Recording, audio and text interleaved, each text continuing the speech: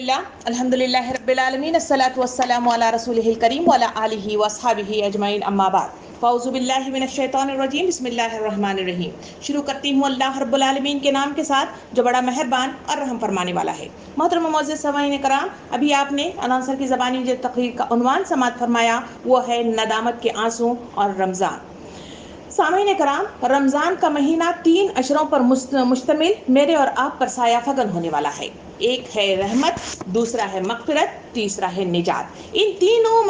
اشروں کے ساتھ میرے اور آپ سے وہ مخاطب ہوتا ہے، میرے اور آپ پر سایہ فگن ہوتا ہے اور مجھ سے اور آپ سے بہترین ٹریننگ کا مطالبہ کرتا ہے۔ رمضان کا مہینہ کچھ 48 یا 24 آورز کے درمیان میرے اور آپ پر سایہ فگن ہونے کے لیے تیاری کے ساتھ تیار کھڑا ہوا ہے۔ تو اس کے استقبال کے لیے جہاں ہم دوسرے اشرے کی بات کرتے ہیں، جہاں مغفرت ہے، مختلف ہم تیاریوں کے سلسلے میں کہیں معاف کرنے کا جذبہ اور کہیں غلطیوں کی صحیح نشاندہی کے ساتھ اصلاح کیسے کی جائے، اور پھر رمضان کے مختلف عبادات کی جہاں گفتگو کر رہے تھے وہاں ایک ندامت کا آنسو بھی ہے۔ تو یہ سلسلے میں ہم اس حدیث مبارکہ سے اپنی بات کا آغاز کرتے ہیں جو نبی کریم صلی اللہ علیہ وسلم نے امت مسلمہ کو مخاطب کرتے ہوئے ارشاد فرمایا کہ 3 اوقات میں اپنے دل کا جائزہ لو۔ ایک ہے نماز پڑھتے ہوئے، دوسرا ہے قرآن پڑھتے ہوئے، تیسرا ہے دینی محفلوں میں بیٹھے ہوئے۔ اگر ان تینوں موقع میں دل نہ پاؤ تو اللہ سے جیتے جاگتے دل کی تمنا کیا کرو۔ پھر امت مسلمہ کو جو تلقین کی وہ صحابہ کرام کی محفل میں بیٹھے ہوئے نبی کریم صلی اللہ علیہ وسلم نے مخاطب ہو کے فرمایا تقویٰ ہا ہونا ہا ہونا ہا ہونا، یعنی اس قلب کی طرف اشارہ کرتے ہوئے فرمایا کہ تقویٰ یہاں ہوتا ہے۔ تیسری طرف سورہ توبہ آیت نمبر 102 میں اللہ رب العالمین انسانوں سے مخاطب ہو کے فرماتا ہے کہ کچھ اور لوگ ہیں جنہوں نے اپنے قصوروں کا اعتراف کر لیا ہے، ان کا کچھ عمل مخلوط ہے، کچھ نیک ہے اور کچھ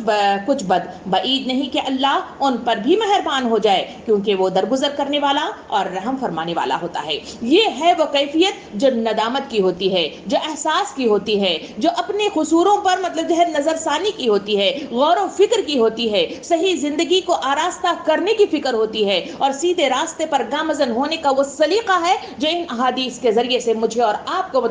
صحیح رہنمائی عطا کی گئی۔ ان کا جو رویہ اس طرح پیدا ہو جاتا ہے تو قرآن مجید سورہ آل عمران 135 میں اللہ رب العالمین مخاطب ہو کے فرماتا ہے اور اگر ان میں سے کوئی فحش کام سرزد ہو جائے یا وہ اپنے اوپر کبھی زیادتی کر بیٹھتے ہیں تو انہیں خدا یاد آ جاتا ہے اور وہ اس سے اپنے گناہوں کی معافی چاہتے ہیں، اور خدا کے سوا کون ہے گناہوں کو معاف کرنے والا، اور وہ جانتے بوجھتے اپنے کیے پر اصرار نہیں کرتے۔ یہ ہے وہ کیفیت جو اس مد میں جن کے اندر غور و فکر کی طبیعت پیدا ہو جائے، جن کے اندر اپنے احساسات کا صحیح محاسبہ کرنے کی فکر پیدا ہو جائے، تو ایسے زندگی کے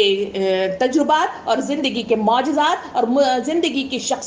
شخصیات وجود میں آتی ہیں۔ یہی وہ احساس ہے جسے اس ٹاپک کے تحت جو مخاطب کیا جا رہا ہے، یعنی ہے وہ ندامت۔ ندامت کیا ہے؟ ندامت شرمندگی ہے، ندامت اپنے قصوروں کا اعتراف کرنا ہے، ندامت ہے گناہوں کی تلافی کا احساس ہے، ندامت ہے معافی مانگنے کی ضرورت کا وہ احساس ہے۔ اسی کے ساتھ ہم گفتگو کریں گے ندامت آخر ان احساسات کے ساتھ مجھے اور آپ کو اس رمضان مبارک میں میری اور آپ کی کیسی اصلاح کرانا چاہتی ہے اور کس مد میں میری اور آپ کی اٹھان اور ٹریننگ کروانا چاہتی ہے۔ محترم معزز سامعین کرام، یہ دنیا جس میں میں اور آپ رہ بس رہے ہیں اور جس میں اللہ رب العالمین نے مجھے اور آپ کو برائے کار لے آیا ہے، یہ دنیا کی چکا چوند کر دینے والی نعمتیں اور یہ شیطان کی پرفریب جال اور یہ علم و ایمان سے دوری اور اس سے آری دل اور اس میں الجھ کر رہ جانے والی لاپرواہ شخصیتیں، غفلت میں ڈوبی ہوئی وہ شخصیتیں، اور پھر کیا کہیں گے مقصد سے دوری، سستی، کاہلی، ظلم، زیادتی اور شرک اور دہریت اور حب دنیا اور حب خواہشات کا بندہ انسان کو بنا بیٹھا ہے۔ اور جب اس دنیا میں ان تمام بری خصلتوں کے ساتھ جب انسان دنیا میں وجود میں آتا ہے تو پھر اسی کے نتیجے میں جو حالات ہوتے ہیں کہ وہ لاپرواہ بن جاتا ہے، اسی کے نتیجے میں شیطان کا آلہ کار بن جاتا ہے، اسی کے نتیجے میں وہ حب دنیا اور حب خواہشات کا بندہ بن کر وہ پکار اٹھتا ہے کہ زیادہ سے زیادہ حاصل کرنے کی چاہ نے تمہیں لب گور تک پہنچا دیا ہے. اسی وجہ سے وہ ہر وقت اسی پکار کے ساتھ کہ میرا مال میرا مال میرا مال، اسی صدا کے ساتھ مجھے اور آپ کو اس دنیا میں چلتا پھرتا ہوا نظر آتا ہے. اسی لیے ایمان کے بعد انسانی زندگی کو سنوارنے والی اور فلاح کی طرف کے مقام کو پہنچانے والی اگر کوئی چیز ہے، اگر کوئی اصلاح کی جا سکتی ہے یا پھر اس کے اولے اٹھان اٹھ سکتی ہے، تو نبی کریم صلی اللہ علیہ وسلم کے حدیث کریمہ کے مطابق وہ ہے خشیت اللہ، وہ ہے خوف خدا، نمبر تیسرا ہے فکر آخرت. یہ تین چیزیں ہیں جو انسانوں کو سیدھے راستے پر لے آ سکتے ہیں، اس کے دل کو پھر سے مطلب جو ہے اللہ کی رغبت کی طرف رجوع کر سکتے ہیں اور پھر سے صراط مستقیم کی طرف گامزن کر سکتے ہیں. اسی لیے نبی کریم صلی اللہ علیہ وسلم نے امت مسلمہ میں دو چیزوں کو ہمیشہ پیدا کرانے کی کوشش کی. نمبر 1 خوف اور فکر کے فوائد اور فضائل کو مختلف احادیث کریمہ اور سنت رسول کے ذریعے سے بتانے کی کوشش کی. نمبر دوسرا جو رویہ تھا اور بتانے کی جو کوشش کی اور اٹھان کی جو کوشش کی وہ اللہ کا قہر ہے، آخرت کے سخت احوال ہے جو لوگوں کو یاد دلائے جاتے اور ان کے اندر کے جذبات کو ابھارنے کی کوشش کی جاتی. سامعین کرام، اس کی یاد دہانی ہی یہ دونوں کیفیات کو پیدا کر سکتی ہے. اسی وجہ سے جو ہم دیکھتے ہیں کہ جو قرآن مجید میں اللہ رب العالمین سورہ سجدہ کی آیت نمبر 4 میں یوں ارشاد فرماتا ہے، وہ کہتا ہے کہ وہ یقرون للاذقان ویزیدہم خشوعا. اللہ تعالیٰ ارشاد فرماتا ہے کہ اور وہ منہ کے بل روتے ہوئے گر جاتے ہیں اور ایسے سن کر خشوع ان کا اور بڑھ جاتا ہے. یہی وہ احادیث کریمہ ہیں، یہی وہ آیات کریمہ ہے جو صحابہ کرام کی زندگیوں کو انہوں نے بدل کر رکھ دیا تھا. آئیے تھوڑے سے واقعات کی طرف چل کر ہم دیکھیں کہ ان کا رویہ ان کے ذریعے سے کیسا مطلب چینج ہوا، ان کی دلی کیفیات کیسے چینج ہو گئی. ہم چلتے ہیں اس مطلب جو ہے صحابی کرام کی طرف جو حضرت ابو ذر غفاری کے نام سے جانے جاتے ہیں. یہ وہ صحابی ہیں جب مطلب جو ہے ان آیات اور احادیث کو سن لیتے تو ان کو جب مطلب جو ہے لوگوں کے سامنے بیان کرتے ہوتے تو ان پر رختہ طاری ہو جاتا، وہ تھر تھر تھر کانپتے ہوتے اور وہ کہتے جاتے کہ اے کاش میں ایک درخت ہوتا جس کو جڑ سے کاٹ ڈالا جاتا اور آخرت میں حساب کے لیے کوئی میری طرف سے پیشگی نہ ہوتی تھی. یہ کہتے اور زار و خطار رویا کرتے تھے. اسی کیفیات کو، انہی باتوں کو جب سن لیتے تو دل میں جب موم ہو جاتا تو وہ صحابہ کرام جو ابھی آپ نے حضرت عمر رضی اللہ عنہ کی زندگی کے سلسلے میں بڑی تفصیلات دیکھی، ان میں یہ واقعہ وہ بھی ہے کہ حضرت عمر رضی اللہ عنہ کا جو معمول تھا وہ راستے میں گزرتے زمین کے ذرات کو ہاتھ میں اس ہتھیلی پر مطلب سجا دیتے. کبھی وہ پتے جو سوکھ کر پتجھڑ کے موسم میں نیچے گر گئے ہیں، جن کی چرچراہٹ سے مطلب جو ہے قدموں کو روندا جا رہا ہے، ان پتوں کو اٹھا کر اس ہتھیلی پر رکھ لیتے اور کہتے کہ اے پتو، اے ذرو، تم کتنے خوش نصیب ہو، کاش میں تمہاری طرح یہ پتا بن جاتا یا پھر تمہاری طرح وہ ذرہ بن جاتا کہ جس کی پکڑ، جس کی پیشگی اللہ کے دربار میں نہ ہوتی. یہ کہتے اور زار و خطار رویا کرتے تھے. اسی کی طرح حضرت عمر حضرت ابوبکر صدیق رضی اللہ عنہ کی زندگی کو دیکھے تو وہی وہ واقعات تھے، یہی وہ آیات کریمہ تھے جن کے دل کو موم کر دیا گیا، جن کے دل میں خشیت پیدا ہو گئی. تو ان کی کیفیت کا یہ حال تھا، وہ پرندوں کو آسمان پہ اڑتے ہوئے دیکھتے تو ان سے مخاطب ہو کے فرماتے کہ کاش میں بھی وہ پرندہ ہوتا کہ اڑتا اور پھر وہاں پہ ختم ہو جاتا، پھر اللہ کے دربار میں میری پکڑ نہ ہوتی. یہ کہتے اور زار و خطار رویا کرتے تھے. اور آپ جتنا روتے تھے کہا جاتا ہے کہ آپ کی داڑھی تر ہو جاتی، آپ کا کرتا تر ہو جاتا اور آپ پر غشی طاری ہو جاتی اور آپ گر پڑتے تھے. یہ وہ کیفیات تھی جو انسان کے دلی کیفیات میں وہ ندامت کا احساس پیدا ہوتا ہے، شرمندگی کا احساس پیدا ہوتا ہے، اپنے قصوروں کی اعتراف کا احساس پیدا ہوتا ہے. تو ان کے دلوں کے اندر یہ رویات ہوتے ہیں. ہم نے دیکھا کہ قرآن مجید کے اندر کعب بن مالک رضی اللہ عنہ کی مطلب جو ہے ایک واقعہ بیان کیا گیا، جن کی تھوڑی سی مطلب جو ہے غفلت کے نتیجے میں وہ جنگ میں شریک نہ ہو سکے. اس کے نتیجے میں آپ نے مطلب جو ہے اللہ رب العالمین کی طرف سے انہیں سزا دی گئی، یعنی 50 دن وہ سزا کاٹتے رہے. آپ اپنے آپ کو باندھے رہے، اس سزا کو سہتے رہے، مگر اللہ کے پاس بار بار پکارتے رہے، کہے توبہ کے ذریعے سے، کہے ندامت کے ذریعے سے، کہے دعاؤں کے ذریعے سے اللہ کے دربار کو کھٹکھٹاتے رہے. آخر اللہ رب العالمین کی طرف سے خوشخبری آئی کہ انہیں بری کر دیا گیا اور ان کی توبہ کو قبول کر دیا گیا. صحابہ کرام کی زندگیوں کو دیکھیے، صحابہ کرام کی زندگیوں کا یہ حال تھا کہ وہ مطلب جو ہے ہمیشہ راتوں کو جاگتے سجدہ ریز ہوا کرتے تھے اور ان سجدوں کے اندر ایسی آیات کا گزر ہوتا تو آپ مطلب جو ہے زار و خطار رویا کرتے تھے. ساری مطلب جو ہے وہ کیفیات ہیں جو سیرت رسول کی مطلب جو ہے ذریعے سے، اس واقعات کے ذریعے سے، اس ادوار کے ذریعے سے میرے اور آپ کے پاس پہنچتی ہیں. محترم سامعین کرام، یہ وہ مطلب جو ہے خشیت اللہ ہے جو انسانوں کے دلوں میں پیدا ہوتا ہے، جسے خشوع کے نام سے یاد کیا جاتا ہے۔ آخر یہ خشوع کیا ہے؟ خشوع مطلب جو ہے دل کا نرم ہو جانا ہے، خشوع ہے واعظ و نصیحت کا قبول کرنا ہے، خشوع ہے اللہ کی اطاعت کے لیے اپنے آپ کو ہمہ وقت تیار رکھنا ہے، خشوع ہے اور عمل میں کوئی سستی کوئی کمزوری کو نہ آنے دینا خشوع اللہ کہلاتا ہے۔ اور یہ وہ کیفیات ہے جو صحابہ کرام کی زندگیوں میں ہمارے سامنے آتی ہیں۔ محترم سامعین کرام، دور گزر گیا، واقعات مطلب جو ہے گزرتے رہے، وقت نے کروٹ لی اور آج اسلام میرے اور آپ تک آیا تو دنیا کی کیفیات میں اور آپ دیکھتے ہیں کہ یہاں وہ خشیت نہیں ہے، وہ نمازوں وہ عبادات کا وہ طریقہ نہیں ہے، لوگوں کے وہ سوچنے بچارنے کا وہ مطلب انداز نہیں ہے، اور نہ ہی مطلب جو ہے وہ تقویٰ کی وہ کیفیت موجود ہے، اور نہ ہی اللہ کے راستے میں اس طرح اپنے آپ کو خشیت اللہ کے ساتھ، تقویٰ اللہ کے ساتھ، رجوع اللہ کے ساتھ متوجہ ہونے، اس کے لیے قربان ہونے کے وہ جذبات موجود نہیں ہیں، تو اس کے لیے اللہ کے رسول صلی اللہ علیہ وسلم نے حدیث مبارکہ میں اس سلسلے میں ہمارے لیے رہنمائی عطا فرمائی۔ حدیث مبارکہ کچھ یوں ہے، فرمایا کہ لوگوں میں بہت سے سب سے پہلے جو چیز اٹھا لی جائے گی وہ خشوع ہے۔ پھر فرمایا کہ تم یہود و نصارہ کی طرح نہ ہو جانا جنہوں نے کتاب کو بدل کر رکھ دیا، تھوڑے تھوڑے مول پر اس کو فروخت کر دیا، پس کتاب کو پسے پش ڈال کر رائے قیاس کے پیچھے پڑ گئے اور از خود ایجادات کردہ اقوال کو ماننے لگے اور اللہ کے دین میں دوسروں کی تخلیق کرنے لگے اور اپنے علماء اور درویشوں کی بے سند باتیں دین میں داخل کر لیے، اور ان بدعمالیوں کی سزا میں اللہ نے ان کے دل سخت کر دیے۔ کتنی ہی اللہ کی باتیں کیوں نہ انہیں سناؤ، ان کے دل کبھی مطلب جو ہے نرم نہیں ہوتے، کوئی واعظ و نصیحت ان پر اثر نہیں کرتی، کوئی وعدہ و وعید ان کے دل کو اللہ کی طرف موڑ نہیں سکتا، بلکہ ان میں سے اکثر و بیشتر فاسق ہیں اور کھلے بدکار ہو گئے ہیں، دل کے کھوٹے اور اعمال کے کچے ہیں۔ محترم سامعین کرام، یہ وہ عکاسی ہے جو آج کے دور میں میرے اور آپ کے لیے مخاطب ہو کے یہ حدیث مبارکہ پیش کی گئی ہے۔ اس کو سامنے رکھ کر اپنی زندگیوں کا جائزہ لیجئے، اپنی زندگیوں کا محاسبہ کیجئے اور سوچ و بچار کیجئے کہ کیا یہ وہ کیفیات ہیں جو میرے اور آپ کے اندر پیدا ہو گئی ہیں؟ تو کیا یہ رمضان کے مہینے میں میں اور آپ مطلب جو ہے خیالات سے، ان کیفیات سے، ان خصلتوں سے نجات پانے کا عزم رکھتے ہیں؟ کیا میں اور آپ تبدیلی چاہتے ہیں؟ یہ سوچ و بچار اور محاسبے کے ساتھ آگے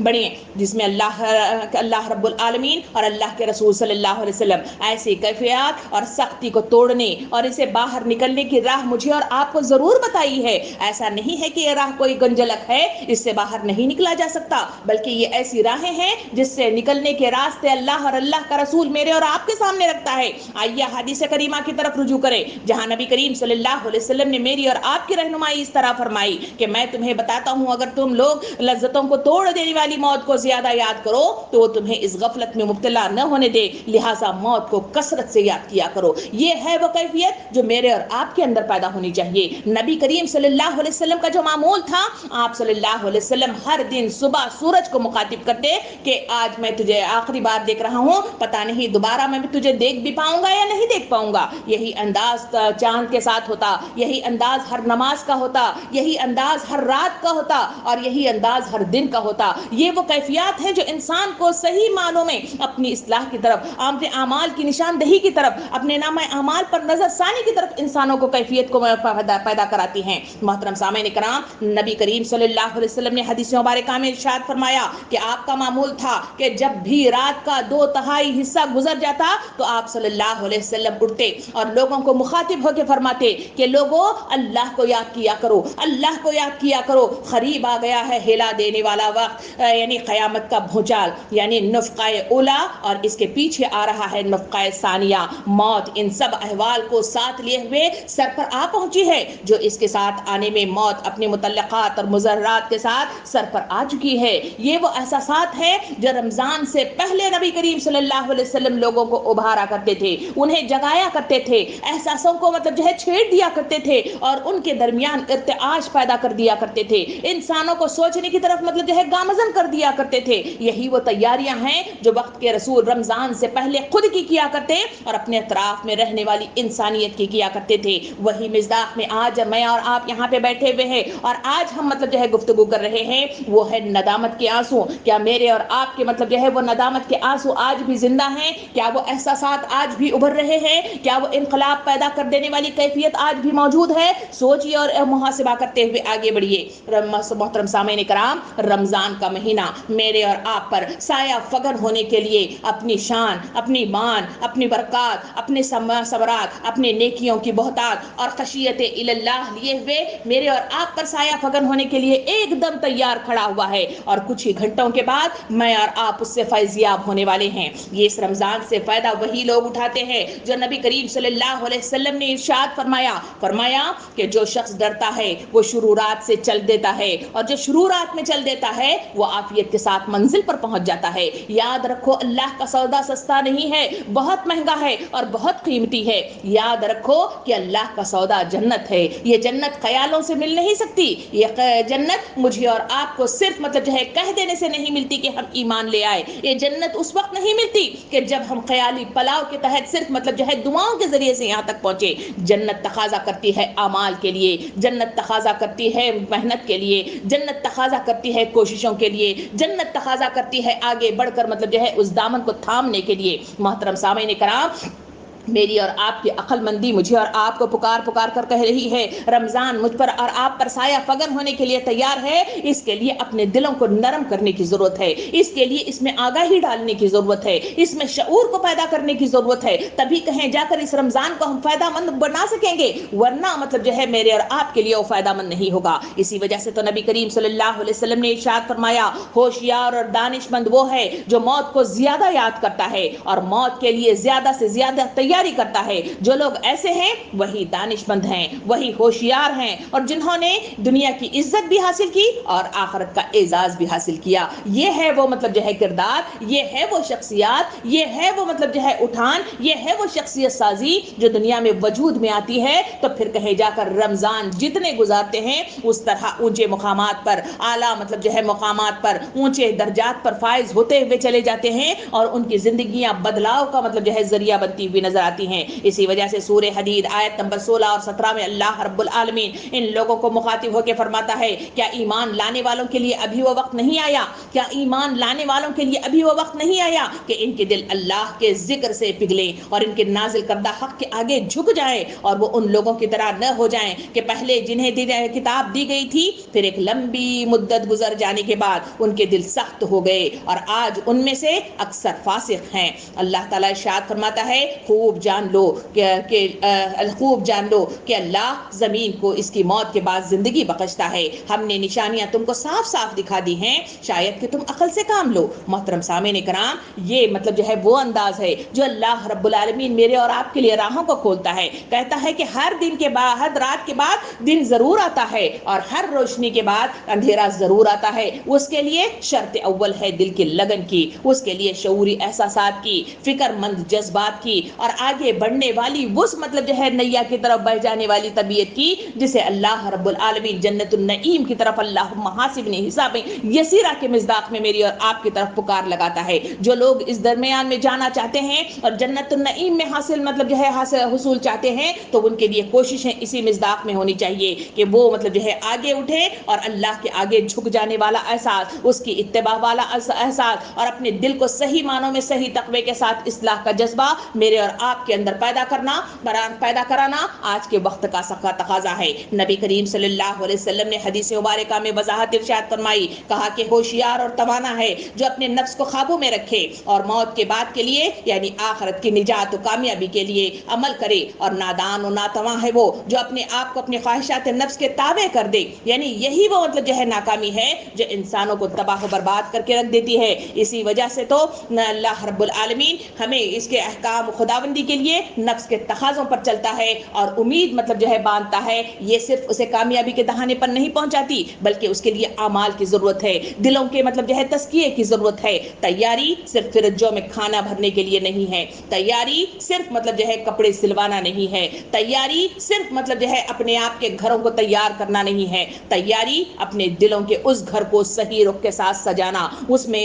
تقوی کی صفت پیدا کرنا، تزکیے کے ذریعے سے اس کے اندر کی صفائی کرنا، کرنا اور صحیح معنوں کے ساتھ اس میں اس احساسات کو پیدا کرنا جو ندامت کی مد میں آتے ہیں، یعنی وہ احساسات جس میں معافی کے جذبات ہوں، وہ احساسات جس میں انسان کو مطلب جو ہے اپنے قصوروں کا احساس ہو جائے، ان کے اندر وہ احساسات بھی موجود ہوں جس میں شرمندگی ہو، جس میں ندامت موجود ہو اور چاہے معافی مانگنے کے لیے سر جھک جانے والی کیفیت ہو۔ جب یہ انسان اس کے اندر پیدا ہوگا، یقین جانیے اللہ رب العالمین رمضان کے ایک ایک لمحے کا ثواب اس کو عطا فرمائے گا، اس کی دعاؤں کو قبول کرے گا، اس کی اداؤں کو قبولیت کا مقام عطا کرے گا اور اس کے درجات کو بلندی عطا فرمائے گا اور اس کے لیے جنت میں جانا آسان سے آسان کرتا چلا جائے گا۔ سامعین کرام، اس خشیت اللہ، اس رجوع اللہ، اس ندامت کا جو احساس جو صحابہ کرام میں تھا اور جس کی گفتگو میں اور آپ کر رہے ہیں، اس کے فائدے میرے اور آپ کے لیے کیا ہے، آئیے اس کی طرف بھی نظر ثانی کرتے ہوئے بات کے مطلب جو ہے آگے کی طرف بڑھائے۔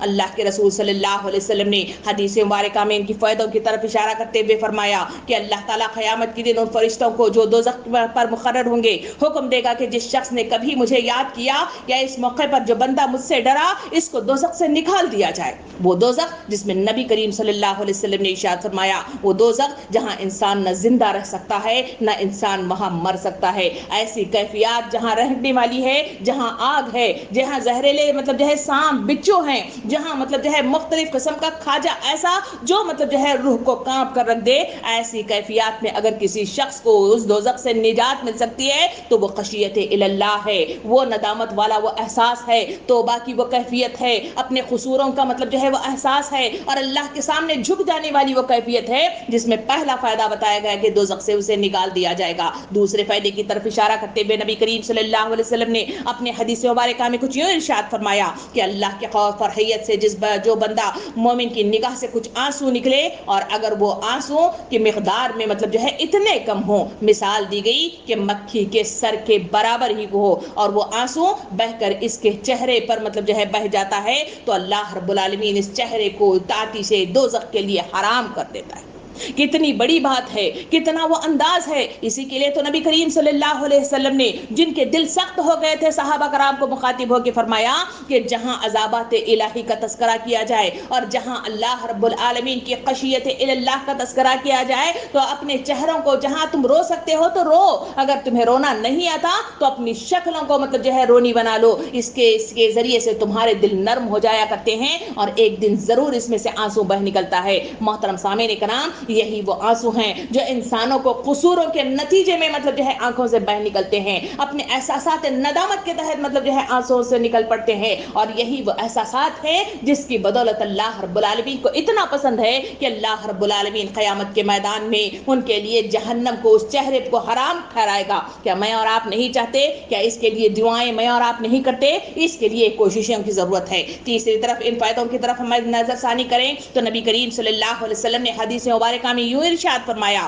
جب اللہ رب العالمین کے خوف اور اس کی حیت سے کسی بندے کے رونٹے کھڑے ہو جائیں تو اس وقت اس کے گناہ ایسے جھڑ جاتے ہیں کہ کسی پرانے سوکھے درخت کے پتے جھڑتے ہوئے نظر آتے ہیں۔ سامعین کرام، ایسا ڈر، ایسا خوف صحابہ کرام کی زندگیوں میں پیدا ہوتا تھا اور ایسا خوف جب وہ تھر تھر کانپتے ہوتے تو تصور کیجئے کہ ان کے کون سے مطلب جو ہے وہ قصور ہیں جن کو مطلب جو ہے تلافی کے لیے کون سے مطلب جو ہے راہیں مطلب جو ہے ہموار کی جاتی ہوں گی۔ یہی وہ احساسات ہیں، یہی وہ جذبات ہیں، یہی وہ کردار ہیں جو میرے اور آپ سے مطالبہ کرتے ہوئے رمضان المبارک میرے اور آپ سے مخاطب ہوتا ہے۔ ایسی ٹریننگ میری اور آپ کی چاہتا ہے۔ اسی کے لیے رمضان کی ان کیفیات کو آپ اور میں بیٹھ کر سوچنا ہوگا۔ تربیت کے اس میدان میں مجھے اور آپ کو یہ مہینے کا جو مہینہ جو تربیت کا مطلب جو ہے سامان لیے ہوئے آیا ہے، اس کی طرف سوچ و بچار کرنی ہوگی۔ رمضان کی یہ کیفیات میں ایمان اور خشوع اور خشیت اللہ کو پیدا کرنے کی ضرورت ہوگی، اس لیے کہ ان تمام باتوں کو سامنے رکھ کر سوچئے کہ میری اور آپ کی عمر جتنی بھی ہے،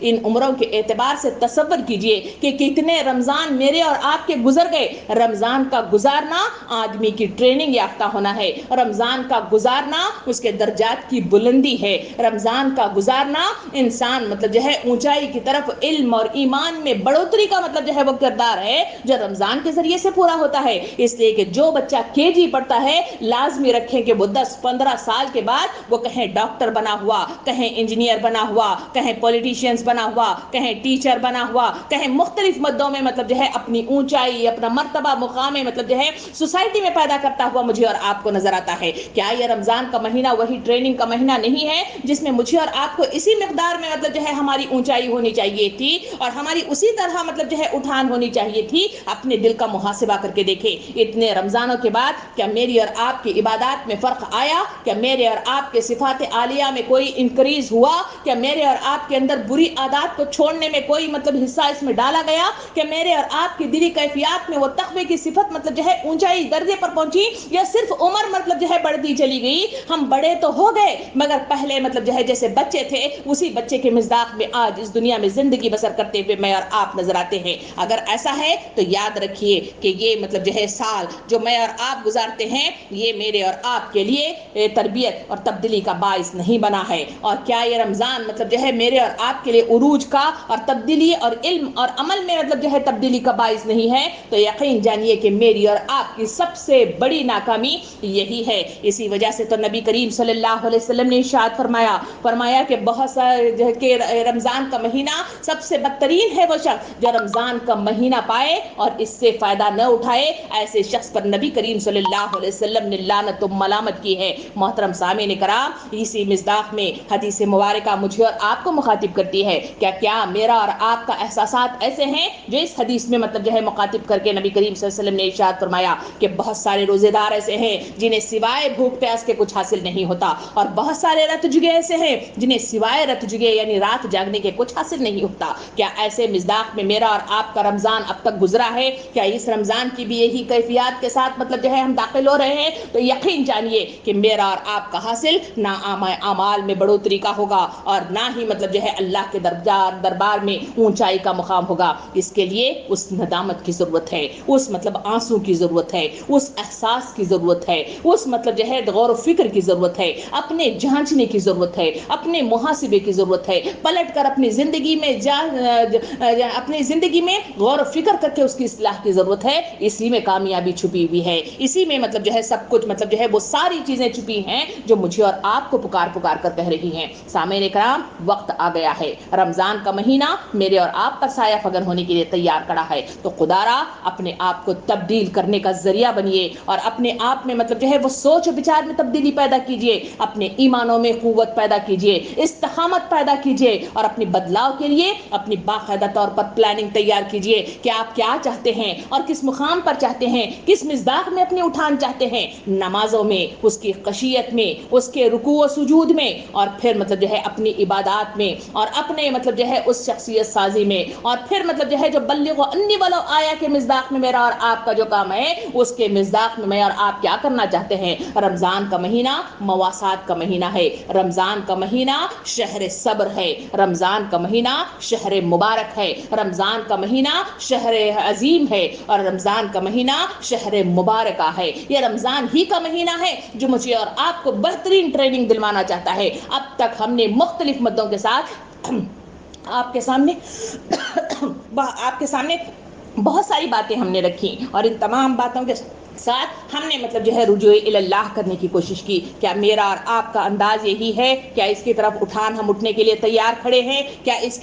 کے لیے ہم پرواز کرنے کے لیے اس رمضان المبارک میں داخل ہونا چاہتے ہیں؟ تو مبارک ہو آپ تمام کو یہ رمضان کی ساعتیں اور اس کا استقبال بہت بہت مبارک ہو. اگر اب تک آپ نے نہیں سوچا ہے تو خدا را سوچئے، اس لیے کہ اس میدان حشر میں جہاں کوئی میرا اور آپ کا ساتھ نہیں دے گا، وہ موت کی اس گھڑی میں جہاں کوئی میرا اور آپ کا ساتھ نہیں دے گا، خبر کی کال کوٹری میں جہاں میرا اور آپ کا کوئی ساتھ نہیں دے گا، تو اس درمیان میں اگر کوئی چیز میری اور آپ کی مددگار بن سکتی ہے تو وہ یہی رمضان کی ساعتیں ہیں، اسی رمضان کی وہ عبادتیں ہیں، اسی رمضان کی وہ ادائیں ہیں، اسی رمضان میں کی گئی مطلب جو ہے وہ کوششیں ہیں. وہ تمام کاوشیں مجھے اور آپ کو فائدہ مند پہنچا سکتی ہیں. کوشش کیجئے اور اپنے آپ کی اصلاح کے ساتھ اس رمضان کو استقبال کے لیے تیار کھڑے ہو جائیے. اللہ رب العالمین مجھے اور آپ کو باشعور احساس کے ساتھ رمضان گزارنے والا، شعوری احساسات کے ساتھ اس کا استقبال کرنے والا، اور شعوری احساسات کے ساتھ اس کو مطلب جو ہے اپنے درجات کی بلندگی کا ذریعہ بنانے والا بنائے. آمین. وآخر الدعوانا ان الحمد للہ رب العالمین. جزاکم اللہ خیرا کثیرا.